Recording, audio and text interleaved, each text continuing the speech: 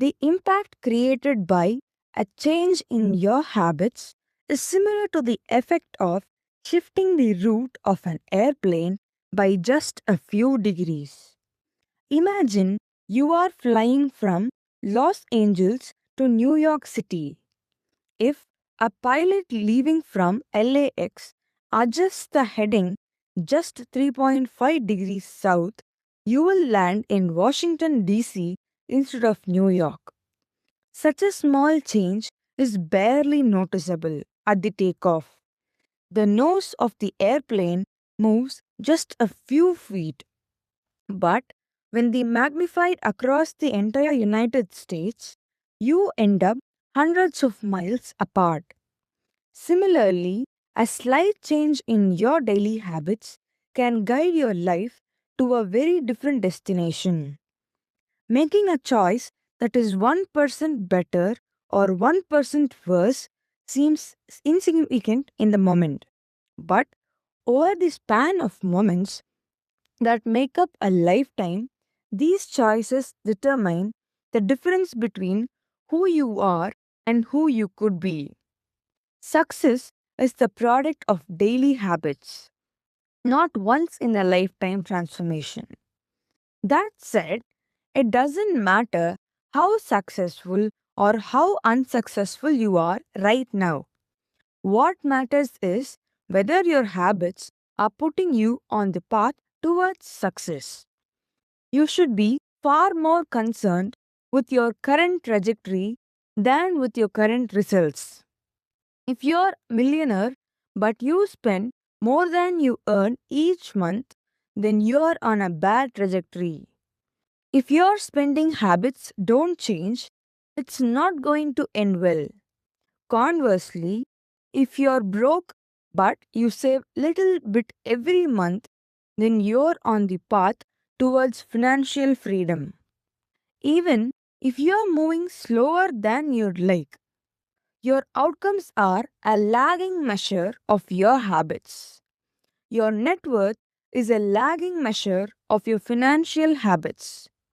Your weight is a lagging measure of your eating habits. Your knowledge is a lagging measure of your learning habits. Your clutter is a lagging measure of your cleaning habits. You get what you repeat. If you want to predict where you will end up in life, all you have to do is follow the curve of tiny gains or tiny losses and see how your daily choices will compound 10 or 20 years down the line. Are you spending less than you earn each month? Are you making it to the gym each week? Are you reading books and learning something new each day? Tiny battles like these are the ones that will define your future self. Time magnifies the margin between success and failure. It will multiply whatever you feed it. Good habits make time your ally. Bad habits make time your enemy. Habits are a double edged sword. Bad habits can cut you down just as easily as good habits can build you up, which is why understanding the details is crucial.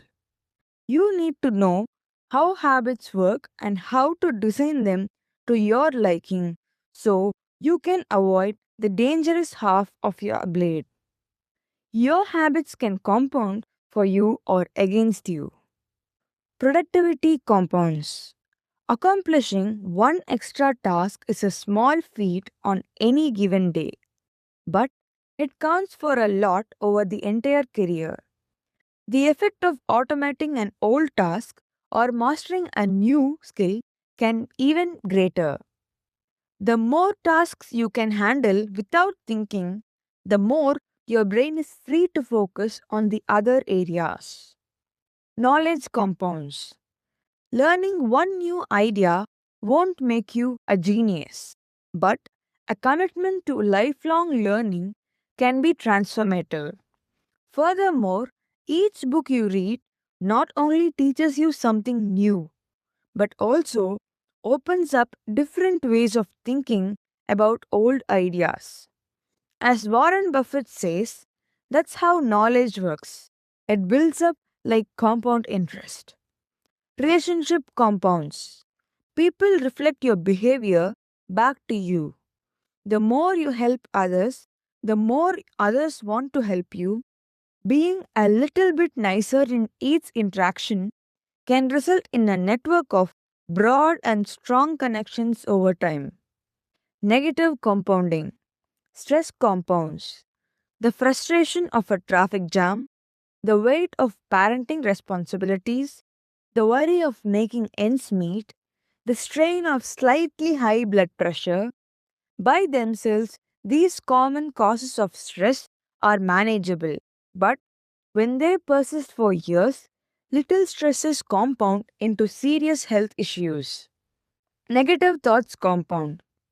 The more you think of yourself as worthless, stupid, or ugly, the more you condition yourself to interpret life that way. You get trapped in the loop. The same is true for how you think about others. Once you fall into a habit of seeing people angry, unjust, or selfish, you see those kind of people everywhere. Outrage compounds. Riots, protests, and mass movements are rarely the result of a single event. Instead, a long series of microaggressions and daily aggravations slowly multiply until one event tips the scales and the outrage spreads like wildfire. What progress is really like? Imagine that you have an ice cube sitting on the table in front of you. The room is cold and you can see your breath. It is currently 25 degrees. Ever so slowly, the room begins to heat up. 26 degrees, 27 degrees, 28 degrees. The ice cube is still sitting on the table in front of you. 29 degrees, 30, 31. Still nothing has happened. Then 32 degrees. The ice cream begins to melt. The 1 degree shift, seemingly no different from the temperature increased before it, has unlocked a huge change. Breakthrough moments are often the result of many previous actions, which build up the potential required to unleash a major change. This pattern shows up everywhere.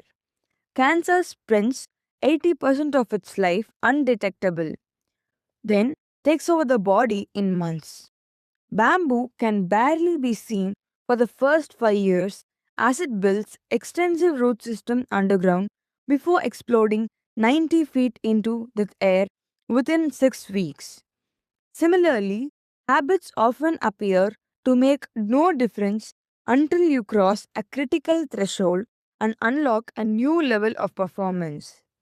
In the early and middle stages of any quest, there is often a valley of disappointment. You expect to make progress in a linear fashion, and it's frustrating how ineffective changes can seem during the first days, weeks, and even months. It doesn't feel like you are going anywhere. It's a hallmark of any compounding process. The most powerful outcomes are delayed.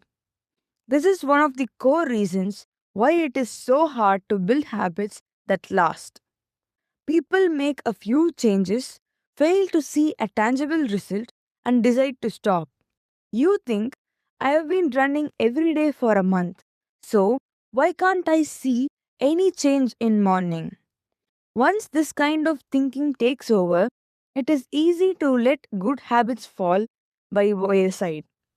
But in order to make a meaningful difference, habits need to persist long enough to break through this plateau, what I call plateau of latent potential.